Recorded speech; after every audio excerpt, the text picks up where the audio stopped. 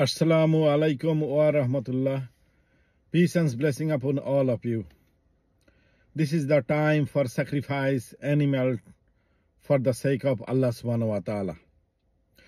We have to understand the gravity or the importance of sacrifice to Allah subhanahu wa ta'ala. Prophet Muhammad sallallahu alaihi wasallam never gave zakah because he didn't have the threshold of money in stock. But he always gave two animal sacrifice during the Qurbani. One was for himself or his family, sallallahu alaihi wasallam, and the other was for his sallallahu alaihi wasallam ummah.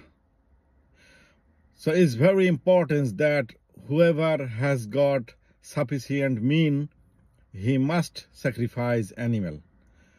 It was narrated from Abu Huraira radiyallahu ta'ala anhu that the Messenger of Allah subhanahu wa ta'ala, our beloved Prophet Muhammad sallallahu alayhi wasallam said, whoever can afford it but does not offer a sacrifice, let him not come near to the Eid prayer.